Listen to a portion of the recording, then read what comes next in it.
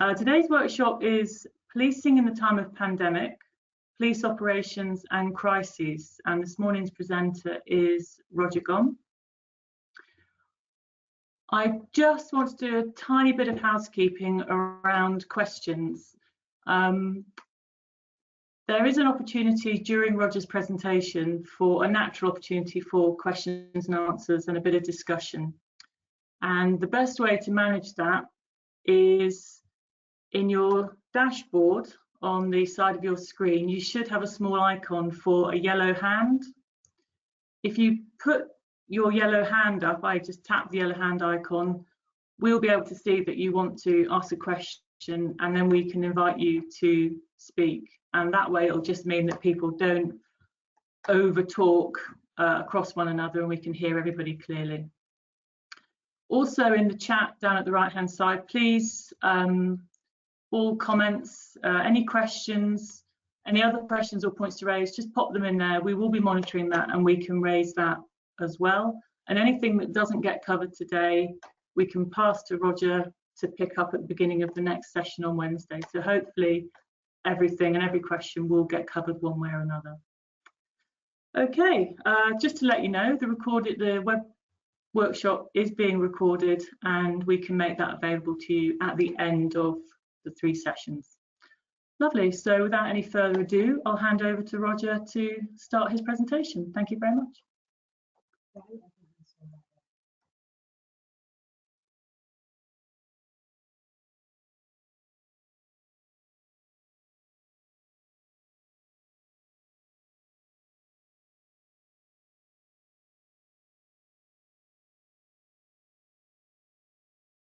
Good morning, ladies and gentlemen. Good morning, good afternoon, good day, wherever you are in the world. I hope that means you can all hear me. I'll just get my presentation full size on the screen. As Karen has said there, Roger Gomm, I'm going to talk to you primarily about crisis management, but it is in perspective to the wider COVID response. I'm going to use the 3 workshops to sort of build up, and I'll explain that in a second. This is what Karen has just said. So, you know, it's the maintaining operational efficiency under the stress of external changes, which I think has been a challenge in many countries, including the UK. So that's what I'm aiming to do, but I'm just going to unpick it slightly so we're all on the same sort of playing field, if you like. So I'm just going to describe the different types of terms, and I'm just going to stick to some key ones, as you'll find in a minute, and then talk through the classic crisis management processes or incident management processes, which some of you I hope will recognise. Then on the next workshop, I'll take you through gold, silver and bronze, or strategic, tactical and operational.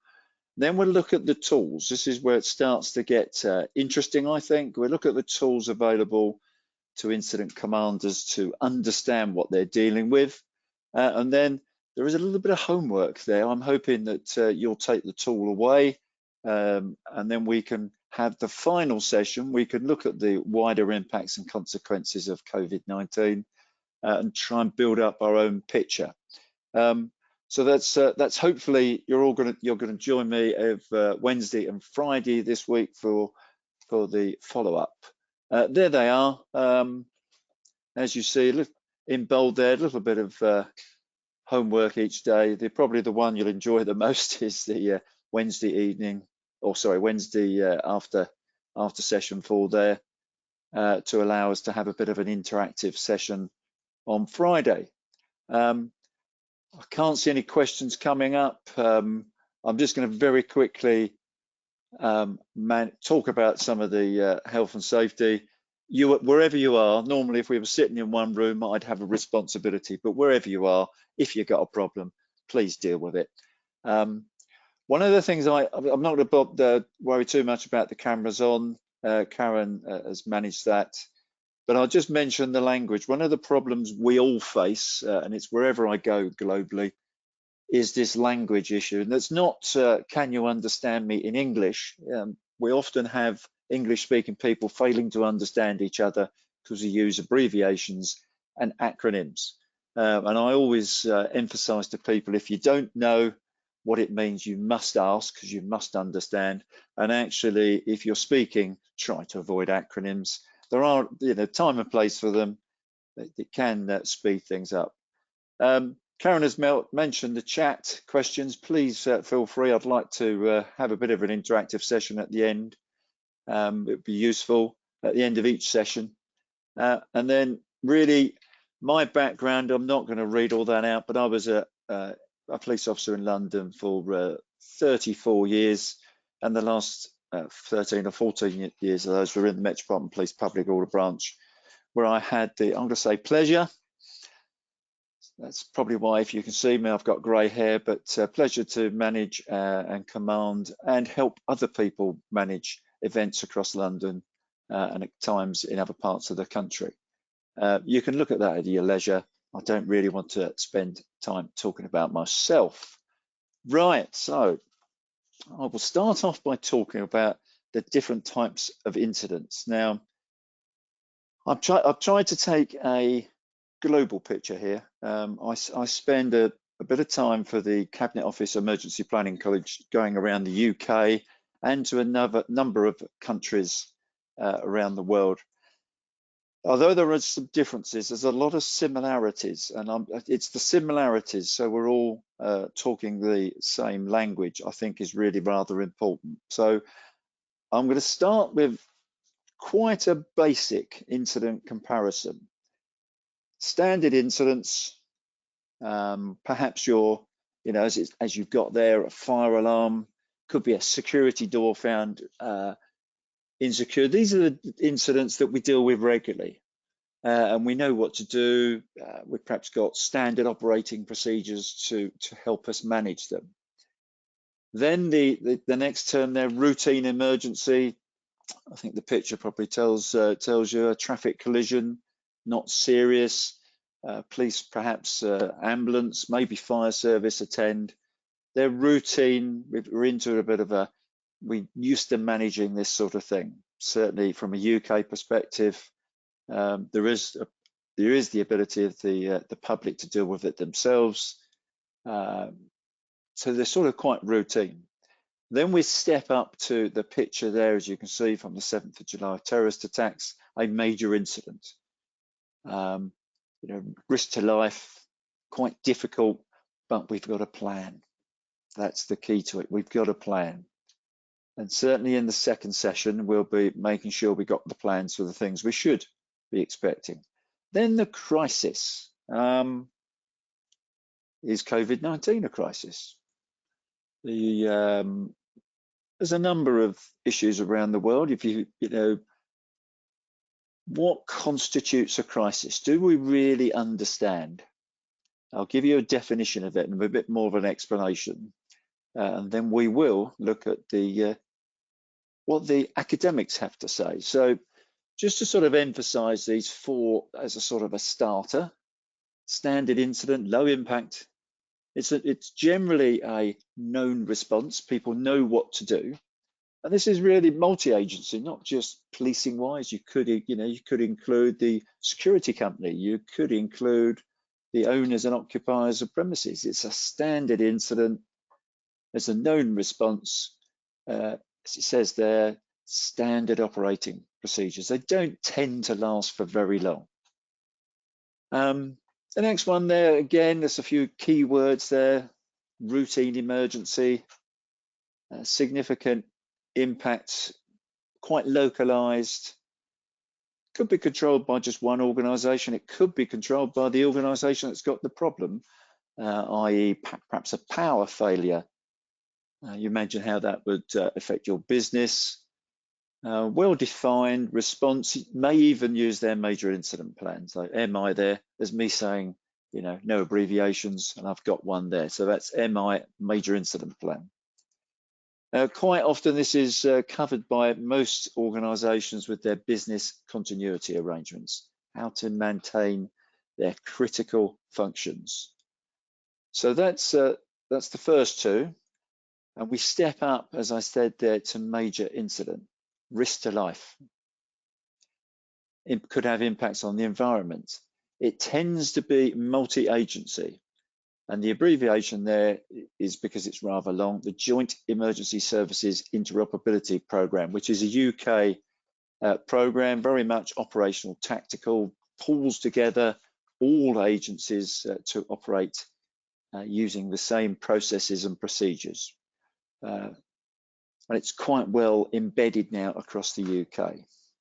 You sometimes need innovative solutions. You need some thinking about how we can respond to and recover from these incidents. And you quite often have some longer term impacts.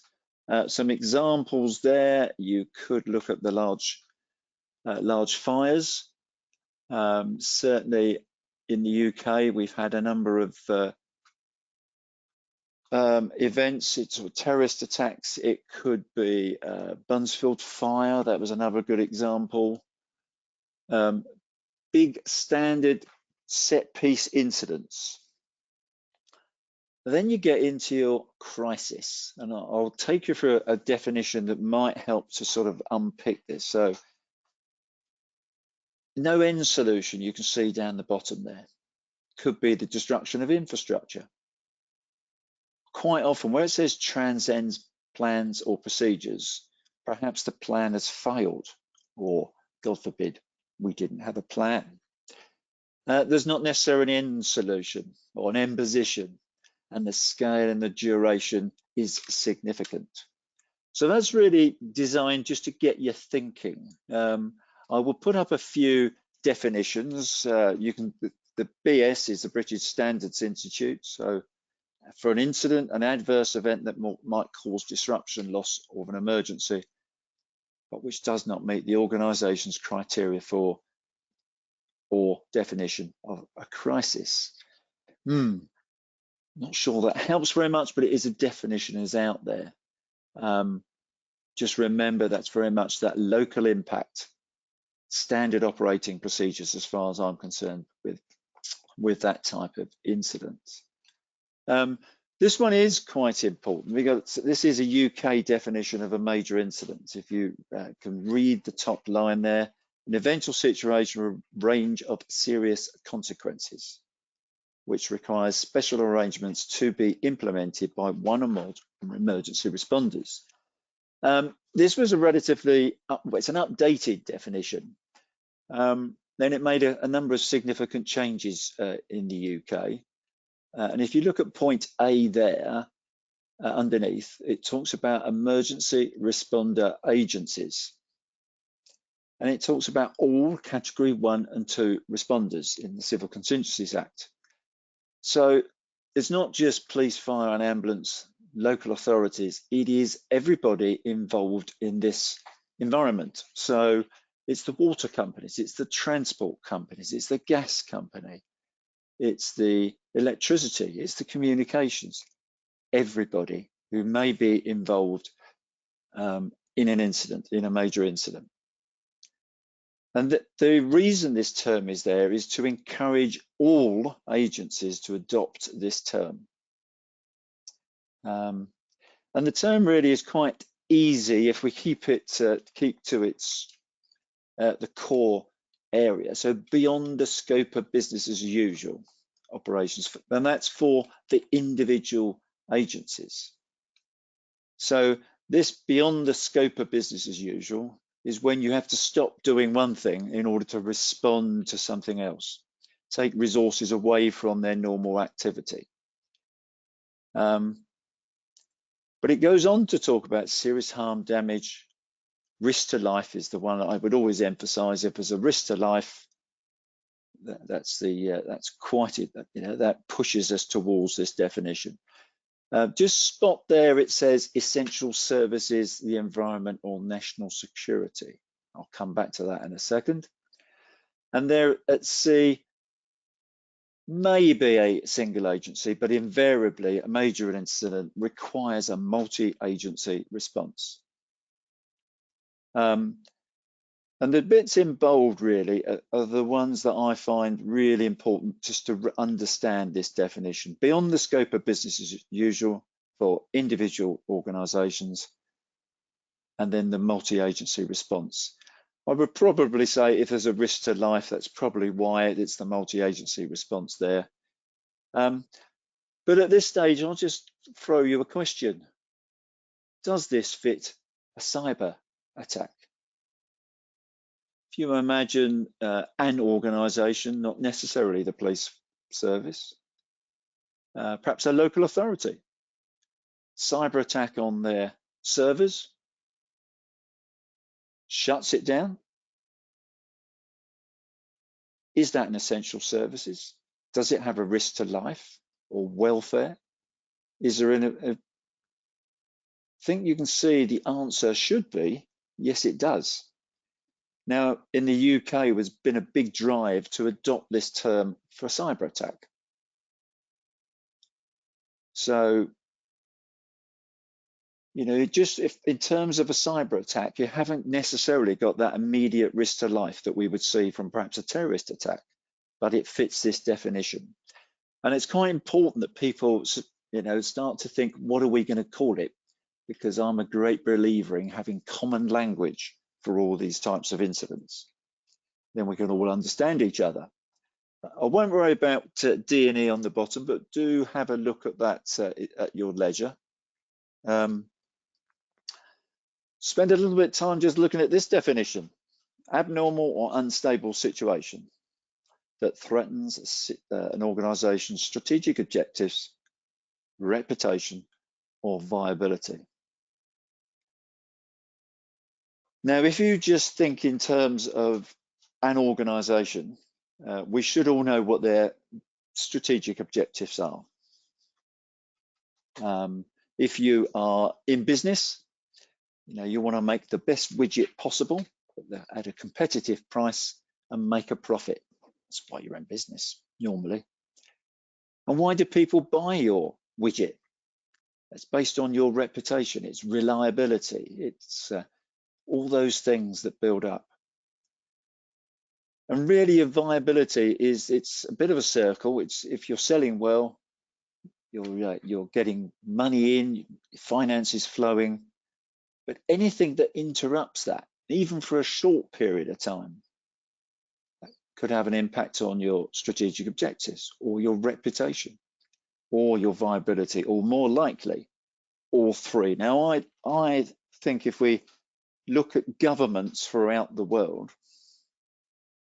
as an organization, their strategic objectives, if we try to keep it simple, are to provide a safe and secure environment for the population and business to thrive. I'm keeping it really simple, but I think you can understand that. A safe and secure environment for the, if you like, the residential and business community of the country, in order that they thrive, because when they're thriving, it increases revenue to Her Majesty's government or your government. And reputation is so important. Just, you may want to think about COVID, strategic objectives, safe and secure environment, reputation, viability. It's costing all governments around the world a significant amount of money. And we all know that we're going to have a depression. It's going to be difficult for the next 5 or 10 years.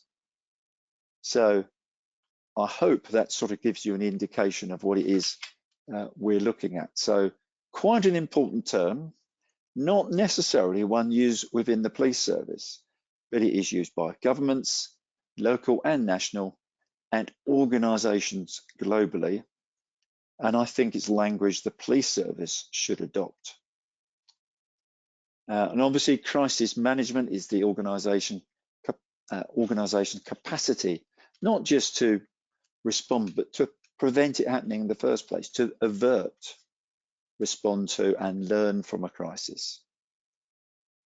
That learning is often the key to making sure we don't have a similar problem in the future.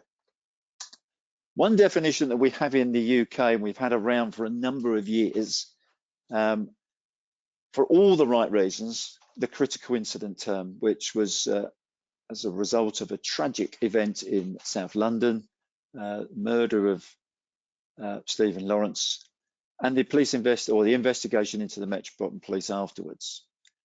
That definition there, any incident where the effectiveness of the police response is likely to have a significant impact on the confidence of the victim, their family, and/or the community. Is that any different to this one? Is that not saying the same thing?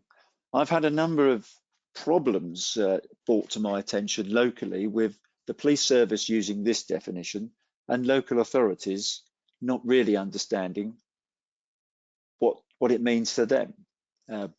Maybe a lack of interagency working, but any incident like that, any critical incident, is going to, in this day and age, and it was in 1999, to require other agencies to support the police response. I'll leave that there for you to consider. It'd be interesting to see what you think of that.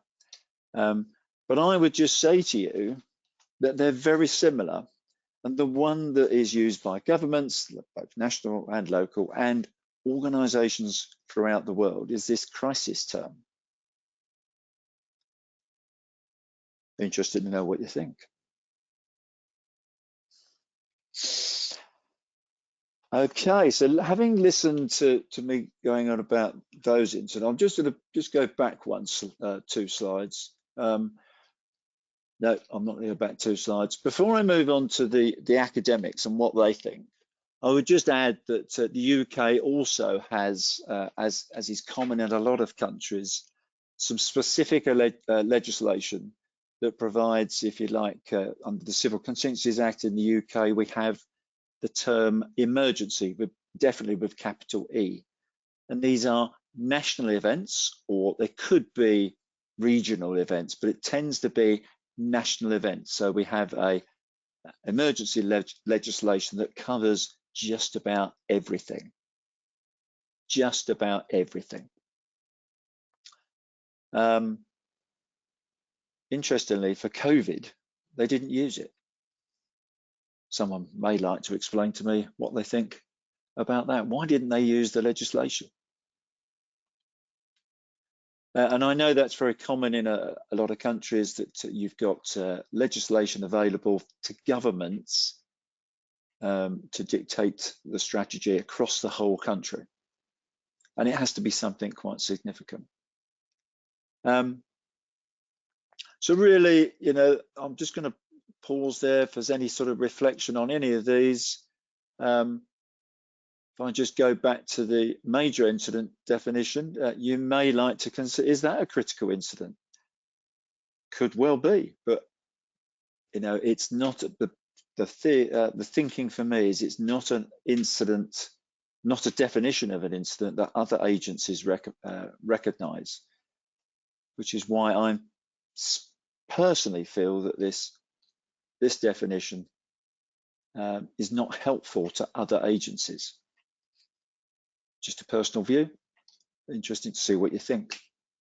But I will just cover what the academics think, because this often helps us. It often helps us. So you've got 3 terms there. Academics, Riddle and Weber, 1973, easily available on the internet if you type those in. Hierarchy events. They talk in terms of tame problems, loosely structured problems, and wicked problems. And I think the pictures probably say enough. So the tame problems, as you can see, there's a good example, just what we might call a routine incident. Significant delays on that motorway. Then a loosely structured, that's, you know, major incident territory, but we've got a plan. It might have been a bit difficult, but that's Buncefield fire. Significant, it's the biggest fire in the UK since the war. Then a wicked problem. That is a developed picture for a film, actually. Right, so let's just have a look at what they say about incidents. So a normal incident there, sorry, a tame problem is as we've said, a normal incident. normally understood, core skills, routine protocols, very much what we've said about our perhaps our first two. You know, it's that business as usual, standard operating procedure territory. So a tame problem. It's a win situation. We can normally resolve the situation and get back to normal relatively quickly. The consequences don't last for too long. Quite an interesting way of looking at it. The loosely structured. You need that multi-agency collaboration, very much in that major incident territory, as far as I can see. There's coordination issues. It's usually well practiced, structured. It's a recognized response. It says there that, well, they say win situation. If you just reflect on that picture, the wider impacts and consequences of the Buncefield fire were quite significant. Loss of aviation fuel to Heathrow Airport. I think it was about 25, 30%, no, 40% actually of the aviation fuel was pumped by pipeline to Heathrow Airport. And that's that cascading consequences, the bigger picture issues, the geographic spread. All right, we've got an incident, there it is, but just think in terms of that smoke. Where's it going? What could the impact be? Do we need to worry about it? Is it toxic? Yes, it is. So there's multiple problems within this, the loosely structured type of incident from the academics, and extended time and secondary issues. There is still, I believe, a lake of water at Buncefield, at the runoff, which is still there waiting to be dealt with. Secondary issues. Then finally, a wicked problem. I think the picture probably paints a picture. That's enough really, but multiple sensors, inability to respond, lack of information, rapidly degrading conditions. And if you think that you're managing this, you know, you've been put in a chair for something like this, just think of how you would feel. So at high time pressure for the response, inability to prioritize, and a no-win situation. If it's got to that stage. But just reflect on that picture. What's caused that? You know, there's a failure of planning there and a failure to recognize we have a problem. Personally, I'd like to think that's not a random event. We should know that's coming and therefore have evacuated the area, and there should be no risk issues there. Or am I just being hopeful? It says there, no win situation. So that's a lovely term, a wicked problem. And when you look at what they talk about there, I'm not going to go through each one of these. Please look in your own time. When you look closely at how they define a wicked problem, there's some lovely little lines there. No immediate and ultimate test of a solution. So it's not easy to work your solutions out. There's no true or false, good or bad. You know, whichever way you decide to go has implications and further consequences. And there's no easy way to stop.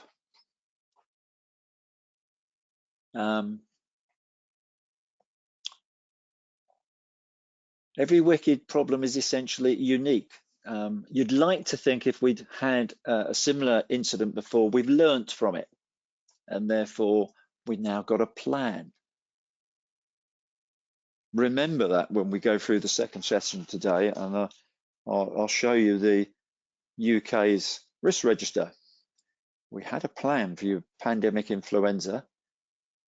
5 years ago, it was a resourced plan. Had lots of PPE, personal protective equipment, and it was kept up to date. Yet when COVID-19 strikes, which is a similar, not the same, similar type of virus, we were unprepared.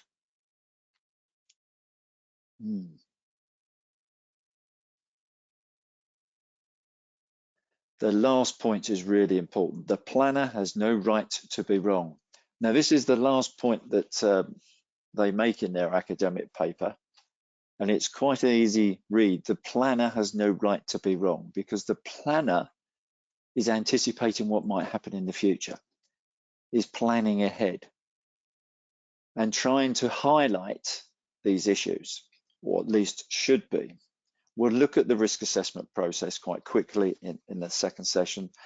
But if you're doing your risk assessment process correctly and keep anticipating changes, see what's going on globally, you shouldn't be caught out. It shouldn't allow the wicked problem to develop. But often our planners are not listened to. They're not listened to. So one of the points I'll make in the session, I'll say it now just for effect, there's no such thing as a random event.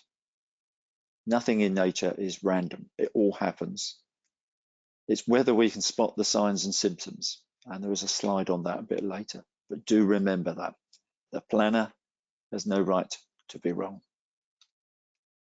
So when we look at our standard incident and our crisis management, is it starting to develop a picture for us? So our standard incident management, routine risks, we've got processes and procedures. The GESIP stuff would certainly from a UK perspective has straightened that up. It's given us a template to work from. That's the Joint Emergency Services Interoperability Programme. Lots of protocols and processes to ensure that all agencies across the field, that's all agencies, are using the same approach. It's usually quite clearly defined, reasonably well understood.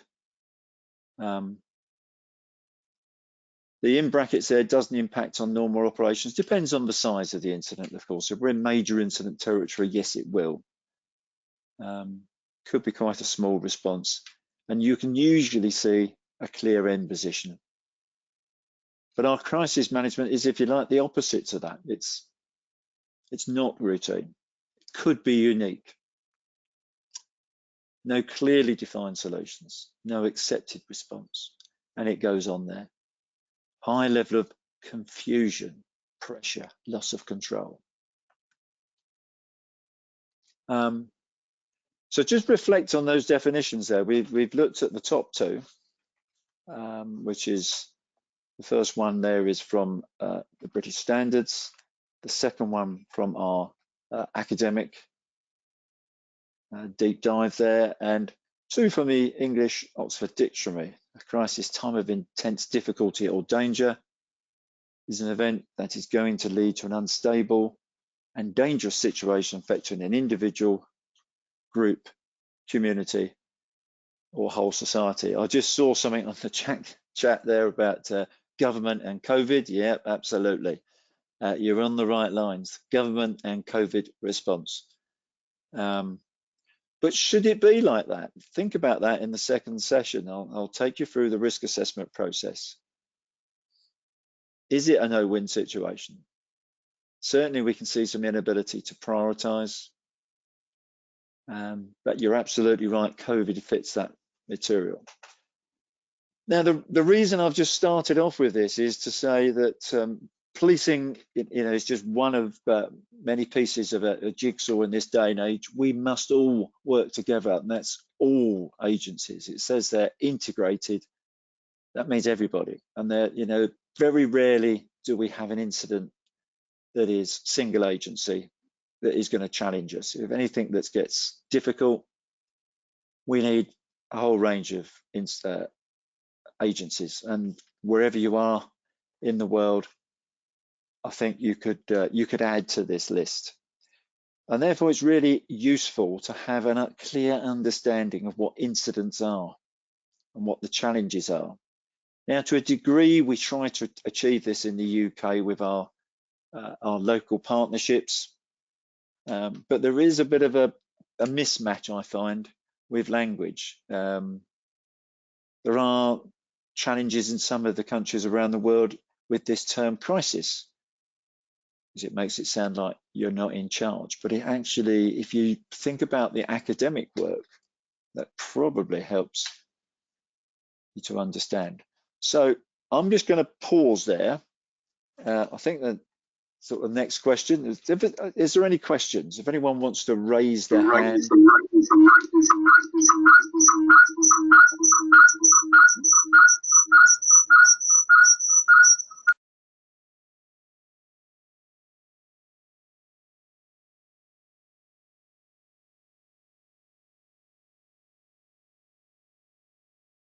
Is there any sort of question? I just saw something come up on the chat there about a health emergency.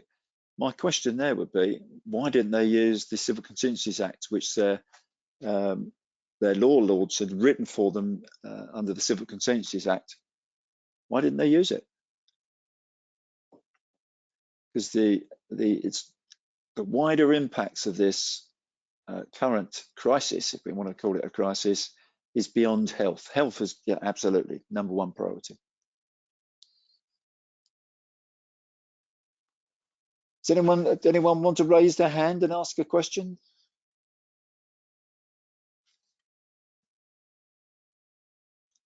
I'm looking to my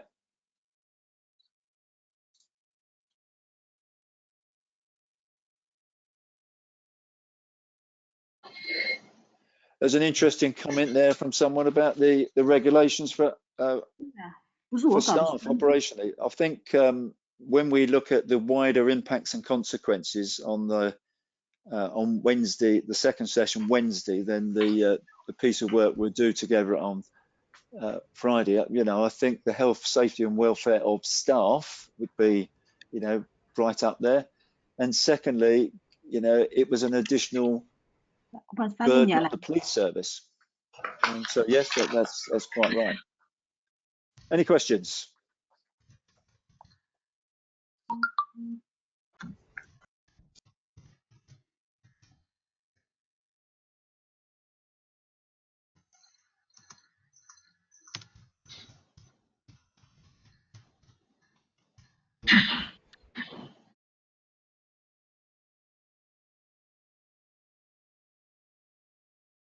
I just read what you wrote in there, Brian, about not being in charge. I think I might use the word direction. What's the direction? What's the plan? Do we have a plan going forward? Or in March, did we have a plan? And I think it's the confusion that they created themselves and not really being able to move forward. But has anyone actually got a question they'd like to speak, or do you want me to read them off of here? There's lots of statements being written about, there's one there about Trump and COVID. I'll leave you to read that.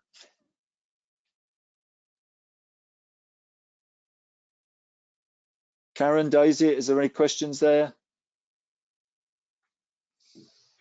Well, if there are any questions, lots of really interesting comment though, but no specific questions. So while we get used to people putting their hands up and what have you, might be worth. Okay, that's fine. Yeah. Is there any sort of what do you, those that you've worked with in the police service, what's your view about if you take a multi-agency view of the term critical incident and crisis? The crisis is a term understood by others, whereas the critical incident, for lots of different reasons, is not understood by other agencies. No.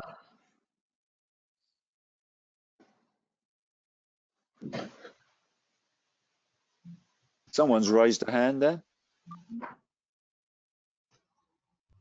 Hello. I can hear you, if that's you saying hello. sorry. I just wanted to highlight the incident of the Manchester Arena bombing. Mm-hmm. The aftermath of the lack of communication, coordination by the emergency services. To me, what you've just said was a major incident that led into basically a disaster, a crisis, I beg your pardon. It led on to it because of exactly what you said, the lack of communication, they're not talking to each other. Now, how can we avoid that happening again? Well, I mean, you're absolutely. I've got a lot of sympathy with that view. There's a lot of. I'm going to talk in terms of situational awareness was the big. I mean, I've read the report afterwards. I've got an understanding of what happened. But when you think of in terms of understanding the situation, I was a police officer, and I have to be careful here because I put myself in the same position.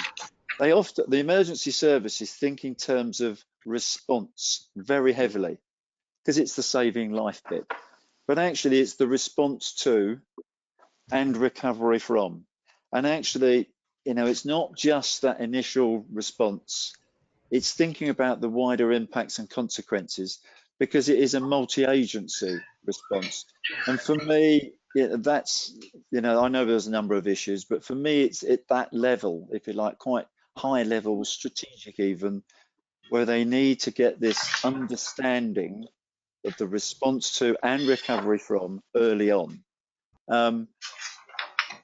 They've all suffered from a lack of training and exercising, which has an impact on the operational delivery.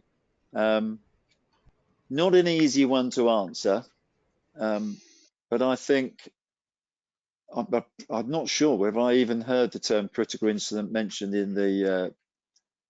It was certainly a major incident, but I don't think. Well, I hope the police service didn't view it as a critical incident and deal with it internally. Can you add anything to that? Can you hear me? Sorry. Yes, I can still hear you. Oh, sorry, yeah. beg your pardon. Yes, all I was thinking was it is assumed responsibility. Now, we are inherently guilty of doing this all the time. Someone has got to say, yes, it's down to me, and I take it from here. It's unfortunately because of the agencies involved, who takes command? How can we go forward on that? Well, when I talk, I think it's tomorrow's session, I'll talk about that strategic management. And unfortunately, the law in this country isn't about, it's about a consensus. It's about working together. So no one agency will say, this is my responsibility. They will take pieces of it, but it is about working together. I mean, this slide that I put up at the end, it sort of reflects the way we do business, not just in the UK, but across the piece. And really, it is that if you think in terms of strategically, these people agreeing on a course of action, then seeing it through, working together. The law in the UK is very much about consensus, working together. They won't necessarily deal with other people's business, but they will work alongside them to support them during that, which I suspect is the problem. Yes, thank you. Roger, So unless go on, there's another question. Just from the chat, how can practitioners influence government decision makers when they've clearly gone? Yes, well, I'd probably that's a real challenge, especially at the moment, because if you put yourself in the position of, well, go back a couple of months. If you were the mayor of Manchester, and you're the, if you like, the local figurehead, and you haven't got access to the information, the statistics, the infection rates, and it's being dictated to you from central government, how would you feel? And again, that goes against everything I just said about the local response, which I think helped to make it more of a crisis. It had a significant impact on the reputation of Leicestershire, their strategic objectives, and really he was inept because he couldn't do anything. He wasn't being given the information. And that wicked problem issue probably sums up how we felt. So yeah, it's really difficult. So if you look in terms of crisis managers, you could probably start to develop a list of what we would expect from them, and listening, having advisors that understand would be a key one for me. I'll leave it there. We could go on. We could make a seminar out of some of that, which we'll cover later. Any other thoughts? I would propose a 5-minute comfort break. It is now 9:45, so at 9:50 I'll start the next session. So just a 5-minute comfort break. At 9:50 I'll start the second session. Is that okay? Okay, see you in 5 minutes. Yeah, that's lovely. Thanks. Yeah.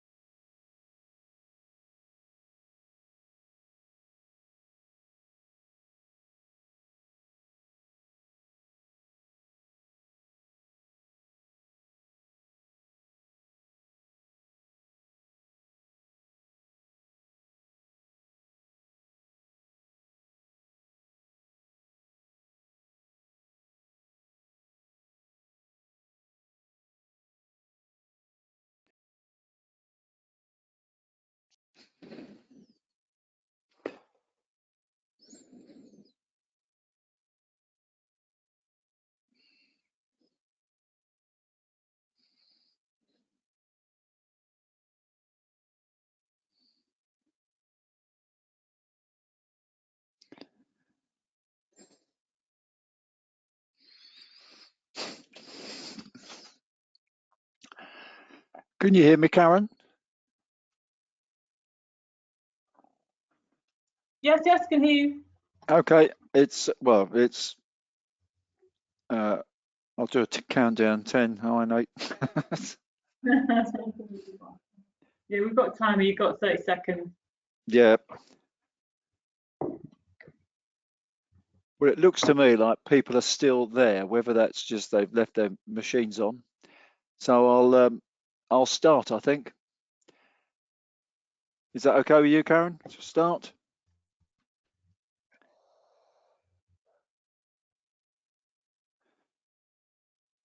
Okay, ladies and gentlemen, I'll start the second session. I'm going to have a look at the one of the processes that I think is really important. Now, I've simplified it, if you like: risk assessment, risk controls, contingency planning.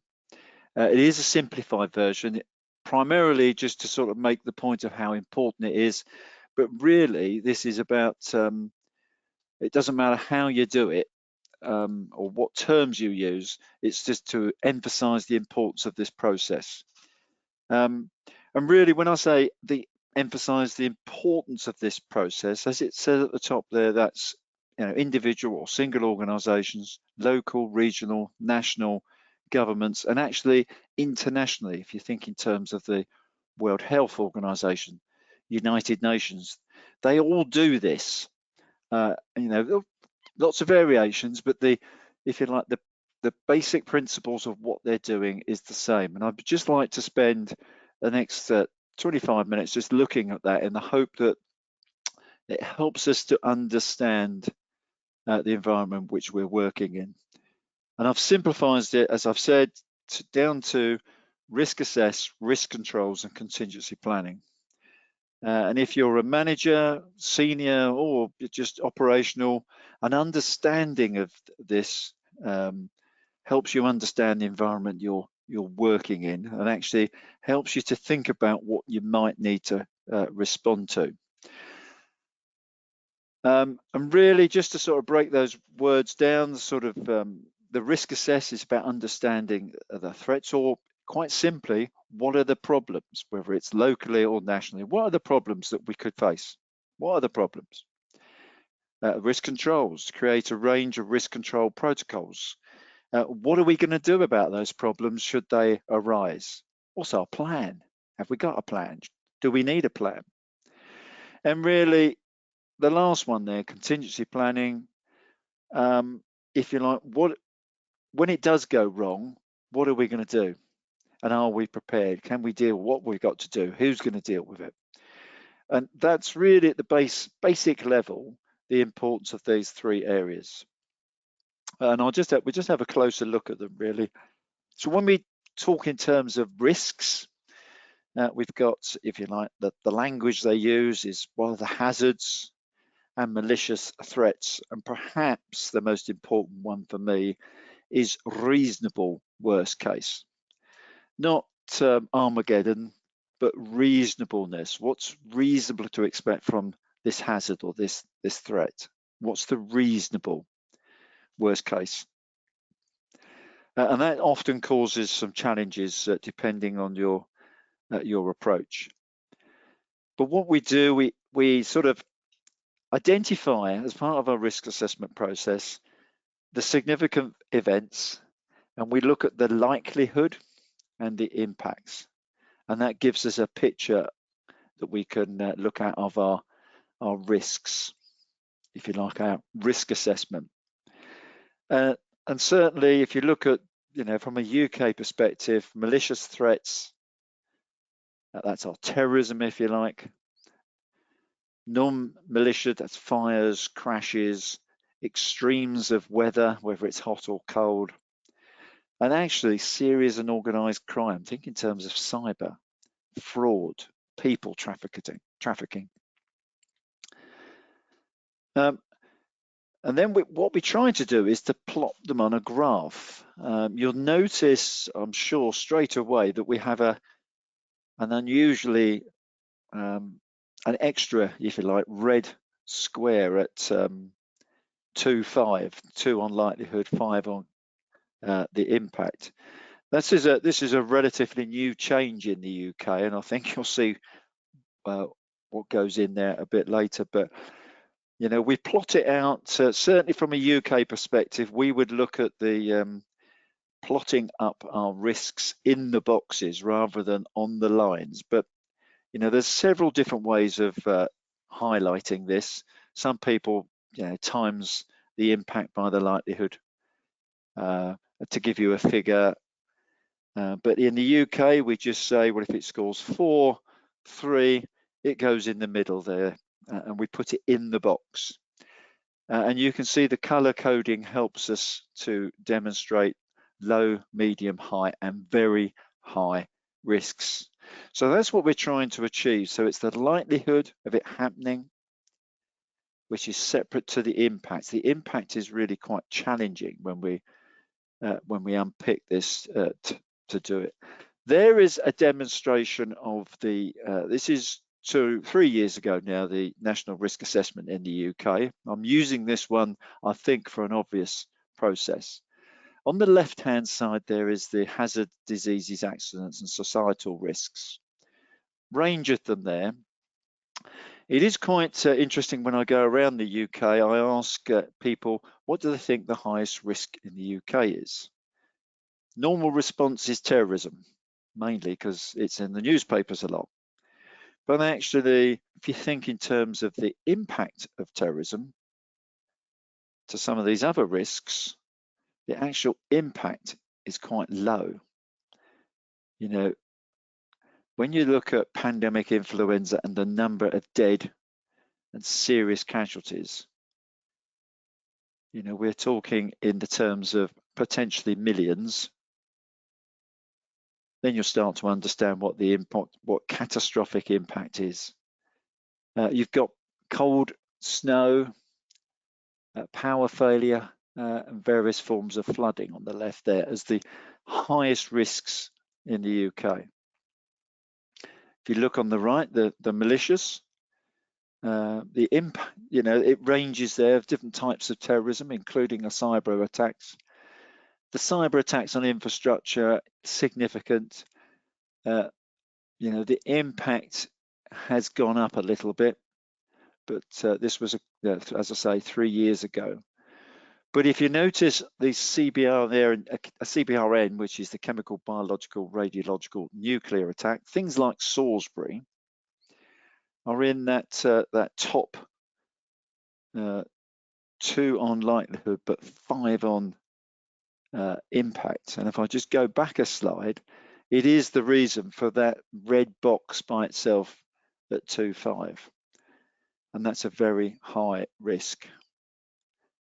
So that's what we're trying to do. Now, this is a national one. Across the UK, there are local ones.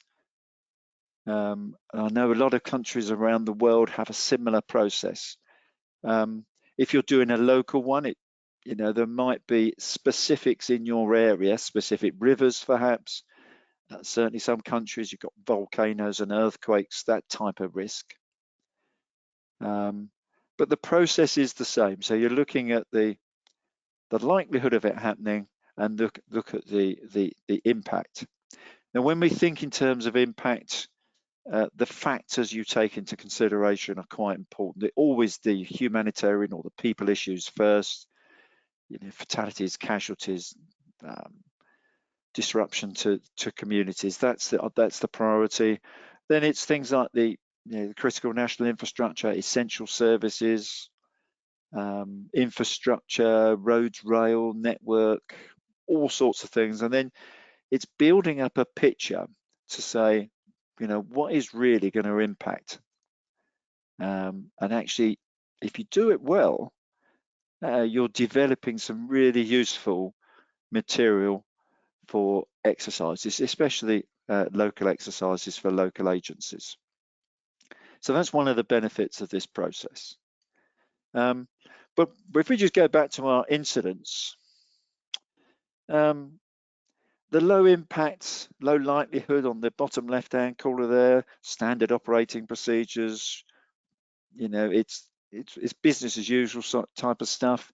And even the bottom right-hand side where high impact, high likelihood and low impact, the routine shouldn't really stretch us too much, maybe a major incident, but the major incidents should really be in that sort of center area. And we should know what they are. We should know what they are, as we should the top right-hand ones.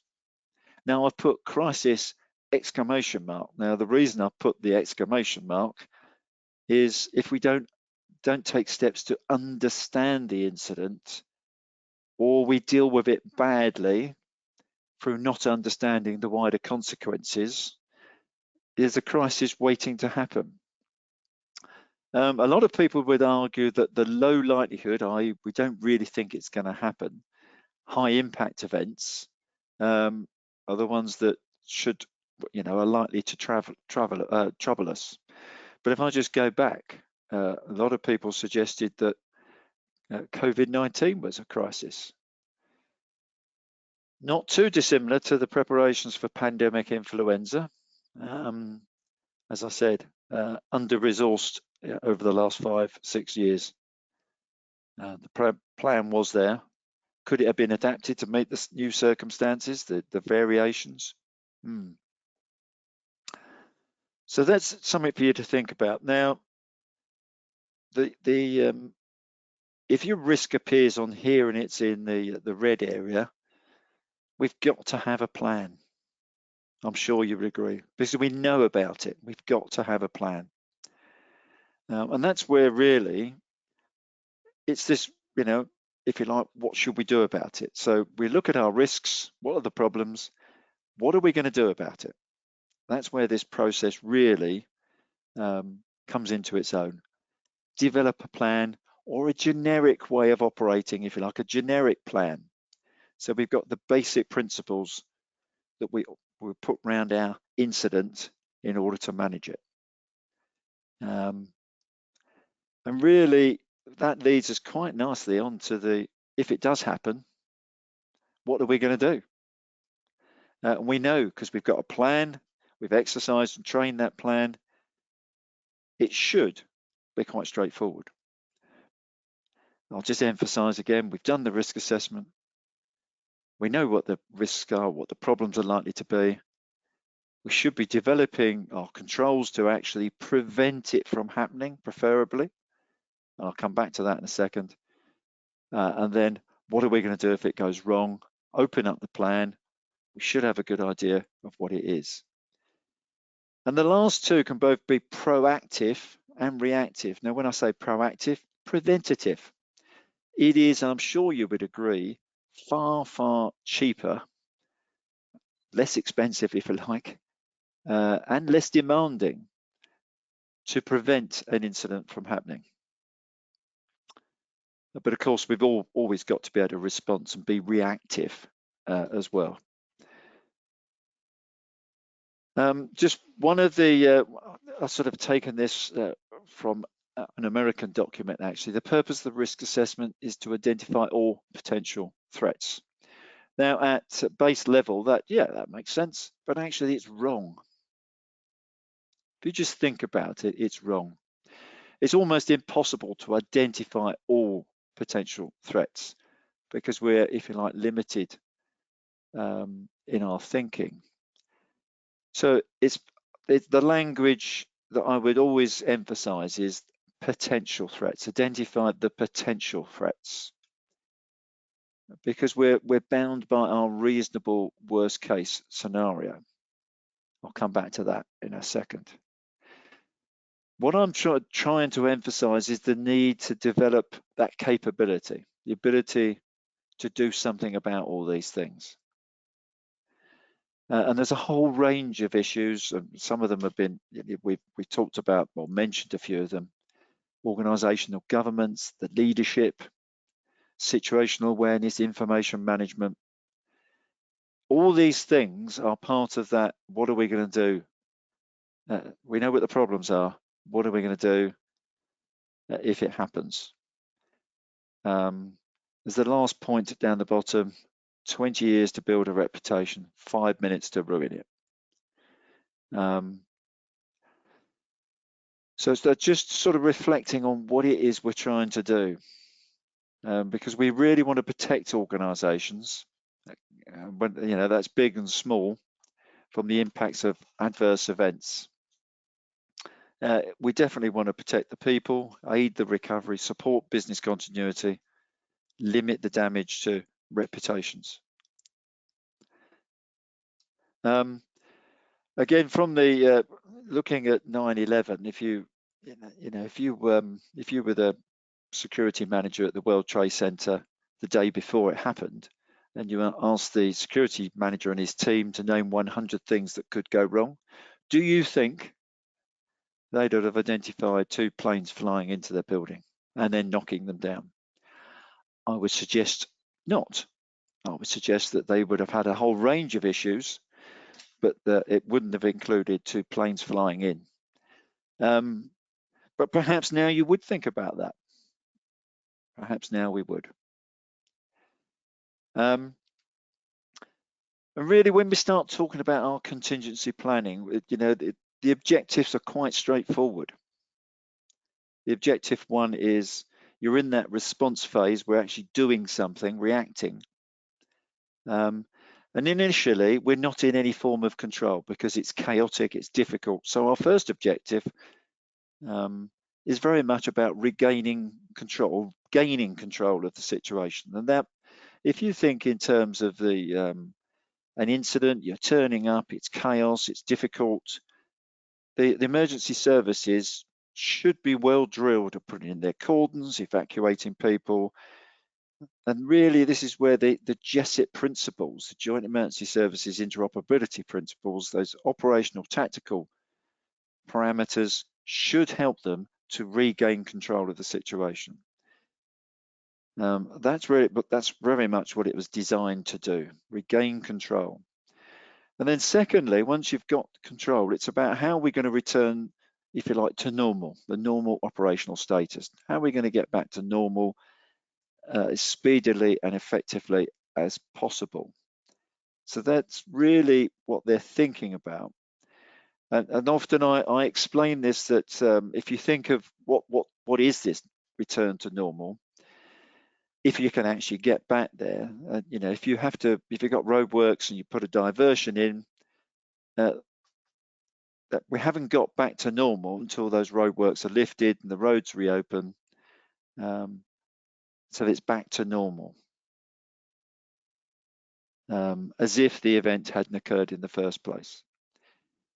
But really, when you have a serious incident, something big, returning to normal, as we're seeing with, COVID and a number of other incidents, it's this term new normal or a new way of operating.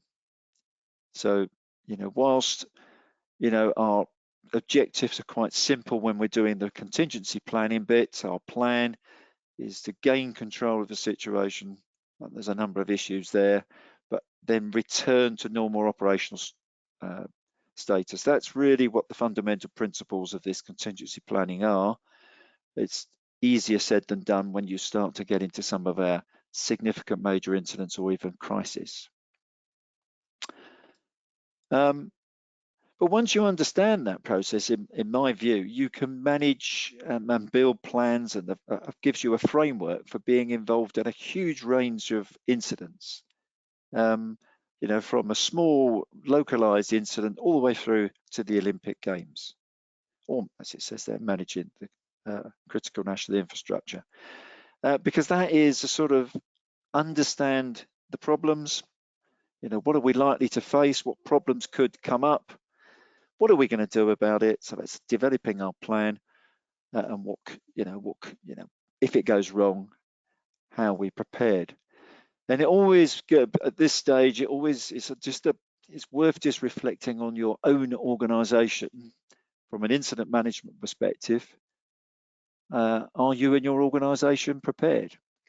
I mentioned the are you and your organisation because we've got roles within our organisation. There is an expectation that we are individually as well as organisationally prepared. I've mentioned that it says a few things to remember. Apologise for there's a lot of writing on that slide, but there's no such thing as a random event. You might like to disagree. There's a lot of academic work around this. No such thing as a random event. If you look halfway down the screen there, you often hear, oh, it suddenly happened. Well, it's more likely you're saying, I didn't notice it happening. or your organization, there was a fault, no one actually did anything about it, or vulnerability. It's something was there and we've done nothing about it. And this is that anticipating things. This is where the planner has no right to be wrong, because it is their job to sort of keep anticipating, quite looking at what's happening locally. What are the issues? What's changing? The environment's changing. Sea levels are rising. We're getting more extremes of weather. So we must be prepared.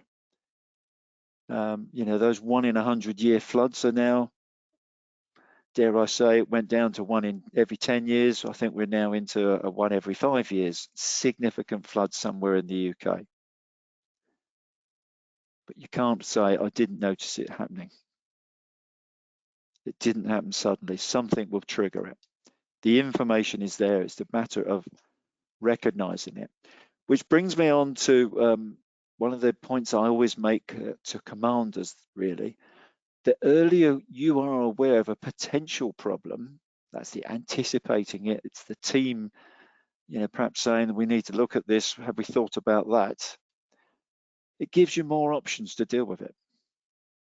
It's a lower level of response. It doesn't cost so much, and the safer you and your communities are. So just reflect on that. If you reverse it, the longer you're unaware, or you were aware and did nothing about it, you have less options to deal with it. You need a higher level of response, and you or your communities are in greater danger. You can reflect on if you've got a difficult member of staff, the longer you leave it, the worse it gets. And it gets harder and harder to deal with it as time goes on. And often, it's just worth reflecting on this. The earlier you are aware of a problem, it gives you far more options to deal with it. And when you're looking at crisis management in all sorts of forms, the information is there.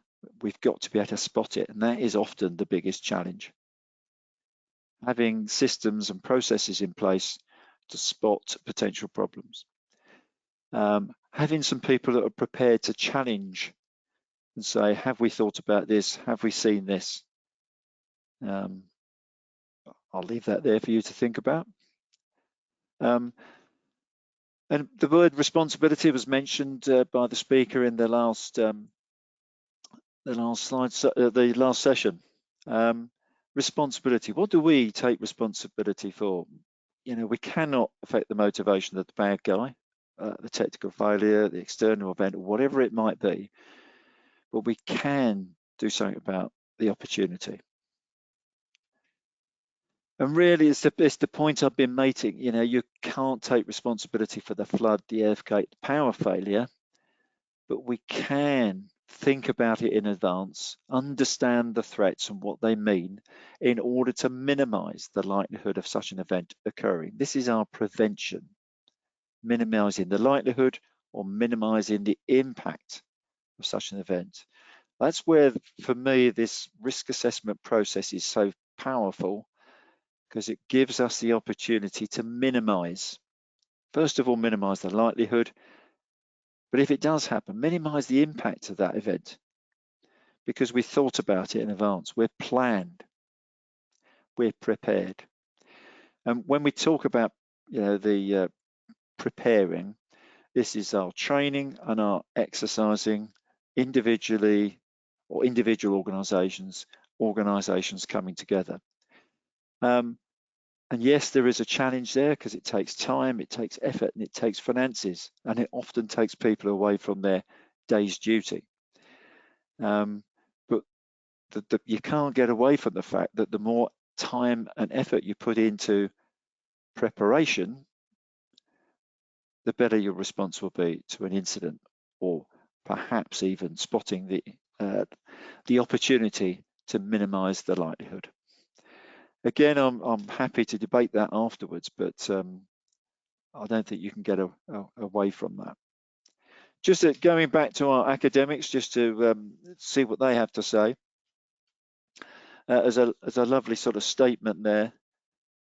The truth is that when a crisis management operations fail, it is rarely because the scale or nature of the triggering event was so great that there was simply nothing could be done. It's more likely that the cause of the failures are systematic vulnerabilities that are embedded in the organisation and have been known and ignored for extended periods. So what that top quote reflects very much on the floodings caused by Hurricane Katrina in the US. If you think of the US's response to that, it was appalling. No two ways about it. You know, people were stranded. They sent the military in. The military arrived. I mean, I could go on. The military arrived to a combat, or in what they thought was a combat situation, because it was the way they were briefed. Reputations were severely damaged, but it was not being prepared. The nature and the scale of the event was known in advance. It should have been prepared. The levees fail, all sorts of things happen, and the response was woeful. And that's in a very advanced country. And it also says that, you know, from an academic paper there, most man-made disasters and violent conflicts are preceded by an incubation period during which policymakers misinterpret or ignorant of or flat out ignore repeated indicators of impending danger. COVID-19? I'll leave you to think about that one. I think that's a really useful quote. I think that speaks for itself. That's a global comparison. I know statistics can show all sorts of things. It's notable there that South Korea, in fact, it's very true of a number of Far East countries, that because they'd had challenges with SARS and to a degree MERS or similar viruses, shall I say, about 5 years ago, they were far better prepared and resourced to respond to COVID. The Western countries, if you like, European and then the United States, were not very well prepared. Could we, I'm talking from a UK perspective, should we have been better prepared, having seen what was going on in predominantly Italy, believing that it wouldn't get to the UK because of all sorts of reasons? You know, should we have done better? I think the answer can always be yes. Should we have been better prepared? Yes. Could we have reduced deaths? I think the answer is also yes. But it does mean investment. It means a lot of things, and it means having people around you that are prepared to challenge you. You know, we've talked about that top, the left-hand slide there. We talked about the pandemic influenza. So the warning signs were there, and I'll just say to you, pandemic influenza is far worse than what we're currently seeing, or reasonable worst case scenario is far worse than what we're currently seeing with COVID-19. You could have as much as 20% of the UK population as fatalities.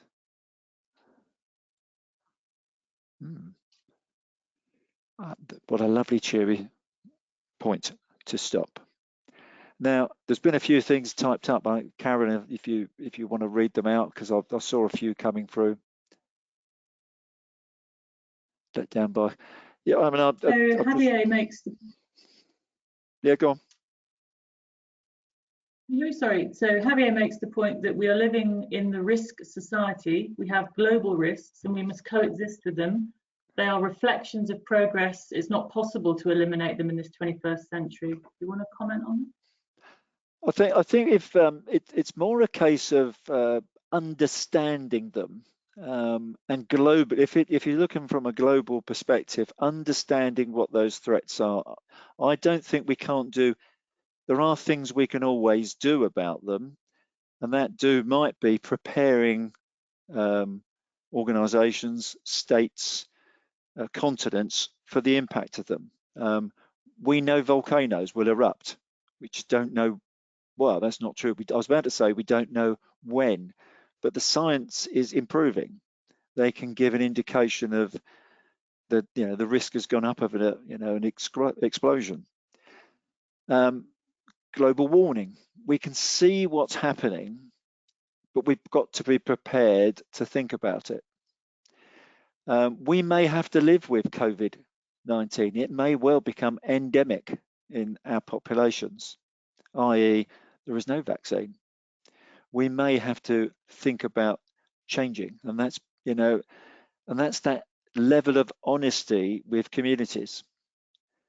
I sincerely hope they manage to get a vaccine, but there's no guarantees. We haven't got a vaccine for flu that is effective, because it varies every year or every few years.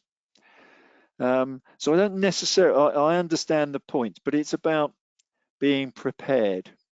What's the likelihood? Can we impact on the likelihood? Can we impact on the impacts? Can we do something about the impacts before they get to us?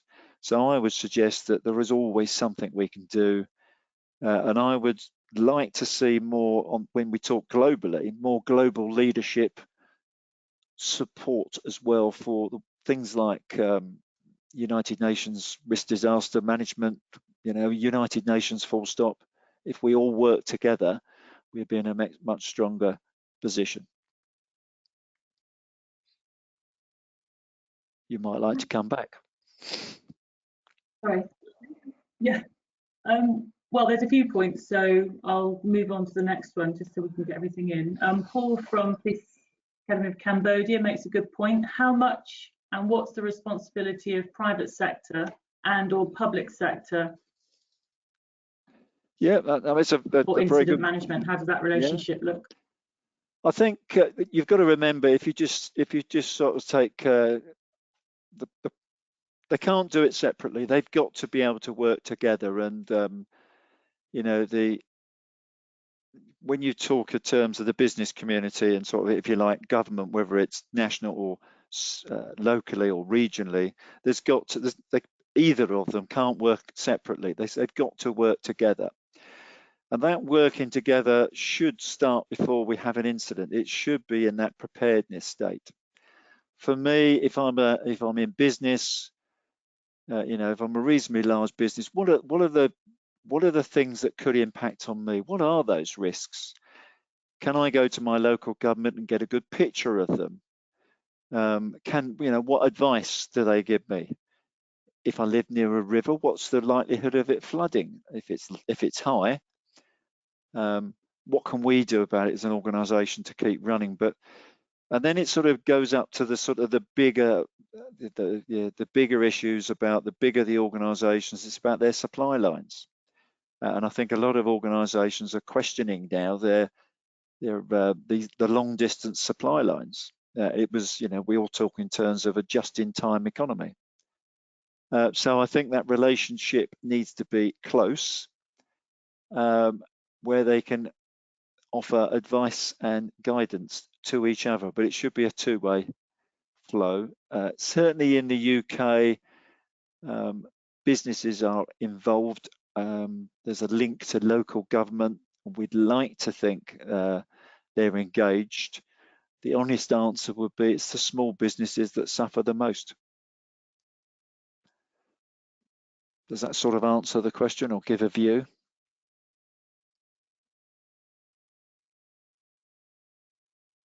Yeah, absolutely. Thank you. A couple of other points that are linked. So, going back to crisis management and incident management, made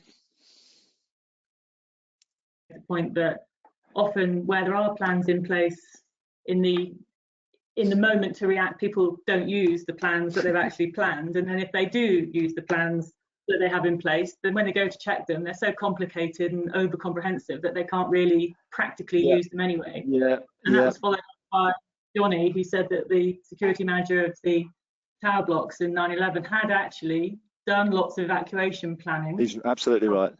And had he not, and we all know how difficult it is to get people to do a fire drill practice as a practice, had he not,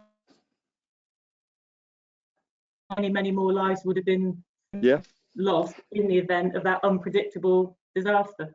Yes, absolutely. He was a hero. Unfortunately, he died in that evacuation, and he went to his board and said, "We are going to need to do a monthly fire drill." If you imagine being told you're going to do a monthly fire drill, most of us have either taken part or seen them happening. People say, "Oh, yeah, okay, we'll come outside, we'll all have a chat, and we'll go back in again." But absolutely right, because they had done that drill, they evacuated, I've forgotten the name of the company, but they evacuated a large number of their staff, and I think it was only him and a few others, because he went back into the towers to rescue what he thought was the outstanding people, and very few of the staff from that premises died.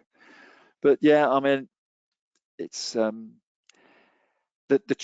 think our challenge is it's helping people understand the risk environment, and why we're doing things. And I think training and exercising is really important, but of course it's time consuming. And when we've got priorities to do various things, finding the time to do some training and exercising, single agency as well as multi-agency, is often a challenge.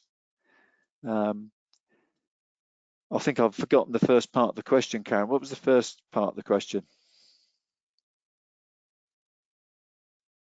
It was just about the fact that when we do have plans, we forget to use them, that's or right. When we do. Yeah. Got it.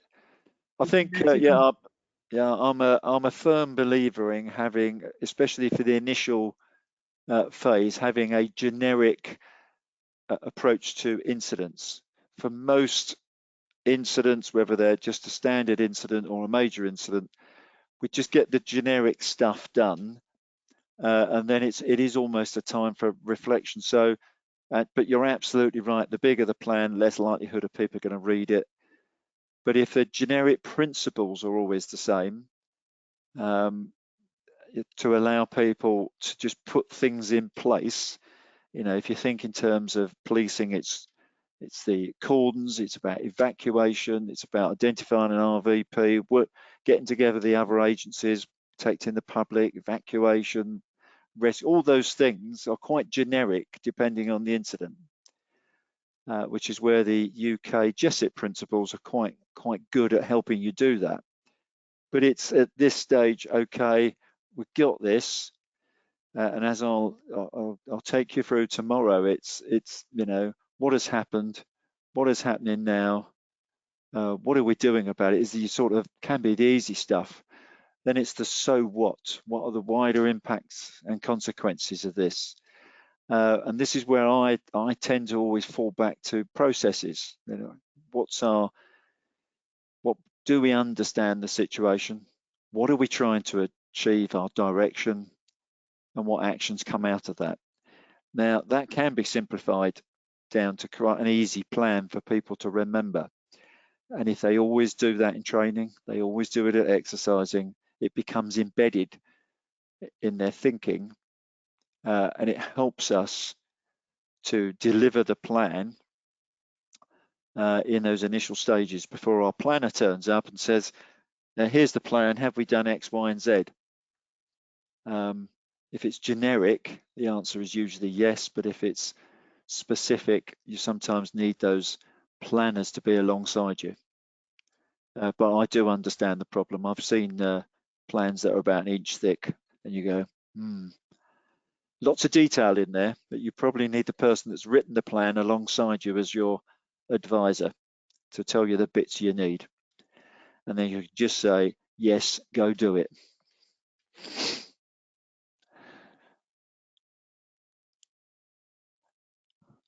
Any others, Karen? Roger, that's brilliant. Thank you ever so much. Well, there is, but it's 10:30. Oh, yes. So we've run out of time. There's a really good question from Rod about how do we basically prepare our leaders around planning so that we're looking forward and we're not engaging in a blame game, that we're making it better for all. But I think if we can maybe pick that up at the start of Wednesday's session, that would be good. Well, actually, it's something that I'll try to cover in Wednesday's session, because so when we talk about our leaders, it's a failure of thinking, and I'll leave it there. But what I would just encourage people to do is spend 10 minutes online if you can. Have a look at your local, regional, or national risk assessment or risk register. This should be most countries, certainly across the UK, it's relatively easy to find. Reflect on the risks that are in there or what could go wrong, and just ask yourself, is your organisation, are you prepared for these things? Because there's a lot of information out there. It's often not used, not viewed, not understood, which is I'll carry that on tomorrow. So back to you, Karen. Same time tomorrow. Okay, Wednesday. Oh, sorry, okay, same that's time brilliant. So, Wednesday. Roger, thanks ever so much. That was really good. I'll just collate any extra questions and I'll send them to you to address before we get going. Okay, that's fine. Yeah, that's fine. Thank you everybody who's taken part in this session for the chat. It's been really interesting and at times hard to keep up with. It's been so good. I hope you're all going to be fresh and ready to go Wednesday morning at 9 for the second session in this workshop. And just one thing for me, if anybody's got any comments or feedback about how today's gone, because this is the first one, just drop me a line. I really would welcome your thoughts, because we obviously want to make this as good as we can for the people participating. So thank you ever so much, and see you on Wednesday morning, 9 o'clock. Bye for now. Bye.